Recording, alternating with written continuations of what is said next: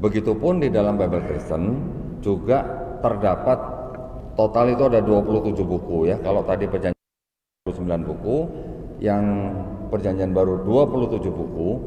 Dari 27 buku itu separuh surat dari Paulus.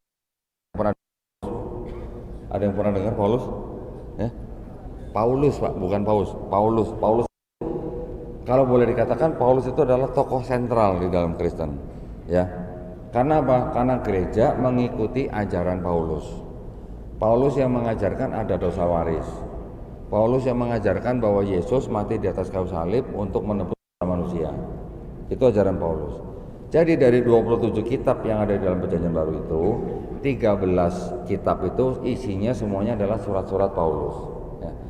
Kemudian ada lagi yang namanya 4 gospel. 4 gospel ini yang disebut dengan Matius, Markus, Lukas, Yohanes. 4 kitab ini yang menceritakan kehidupan Yesus dari mulai dilahirkan sampai disalib sampai diangkat gitu ya. Tetapi di antara 13 surat Paulus dan juga 4 gospel yang menceritakan Yesus, ini ternyata kita bisa bandingkan ajarannya sedikit berbeda ya. Kalau yang di 4 gospel ini Yesus mengajarkan tauhid, waduh, kok bisa Yesus mengajarkan tauhid? Iya,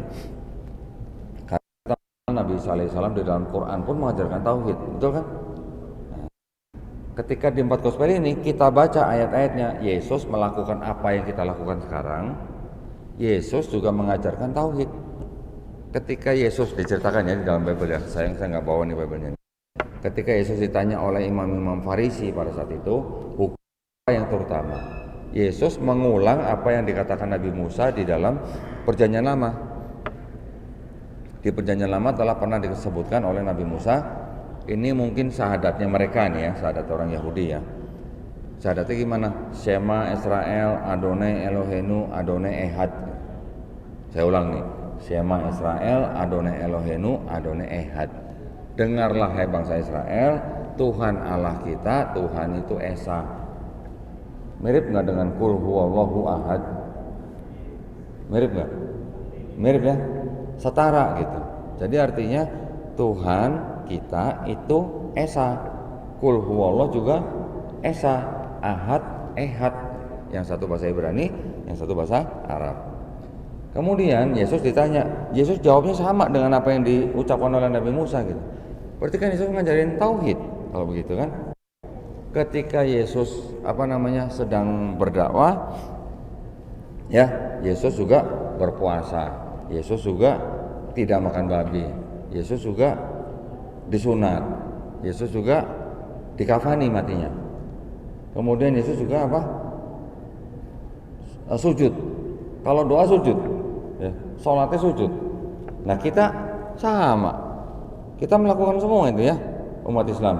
Yang laki-laki disunat, kita nggak makan babi, kita sholatnya sujud, kita berpuasa, kita juga kalau mati dikafanin.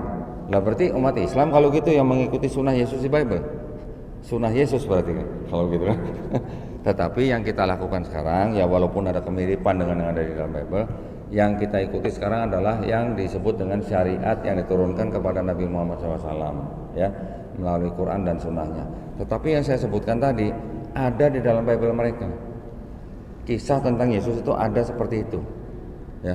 Bahkan di dalam ayat Matius 13:57 dikatakan bahwa seorang nabi dihormati di mana-mana kecuali di tempatnya sendiri, karena Yesus ditolak di Nazaret. Berarti kan Yesus ngaku nabi kalau begitu. Ya, karena dia sedang ngomongin diri sendiri gitu.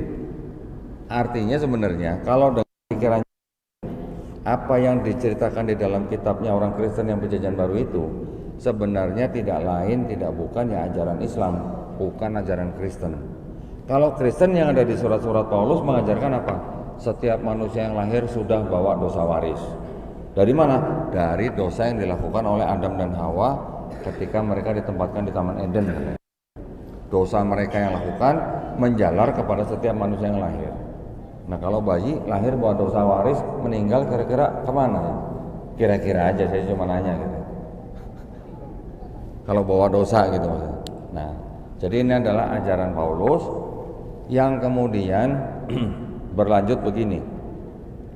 Kalau orang Kristen tidak percaya dengan Yesus sebagai Tuhan dan Juru Selamat yang sudah mati di atas kayu salib, menebus dosa mereka, mereka tidak akan selamat. Saya bandingkan dengan ajaran Yesus yang di empat gospel. Yesus di empat gospel bilang kepada orang-orang Israel apa? Kalau kamu tidak bertobat dan menjadi seperti anak kecil ini, kamu tidak akan masuk kerajaan sorga. Beda nggak kira-kira? Beda ya? Nah, yang mana yang diikuti oleh teman-teman kita yang Kristen sekarang? Yang ajaran Paulus, gitu ya. Kenapa? Karena Paulus bilang apa? Dengan matinya Yesus di atas kayu salib, hukum Taurat itu sudah dibatalkan buat mereka. Ya. Dengan matinya Yesus di atas kayu salib, hukum Taurat sudah dibatalkan. Jadi yang namanya sunat nggak perlu, semua makanan halal, ya puasa juga mungkin tidak semuanya menjalankan. Yang mati di kafanin juga sekarang masuk peti. Yang yang sholat sujud juga sekarang mereka kebaktiannya tepuk-tepuk tangan di dalam gereja, termasuk saya dulu gitu ya.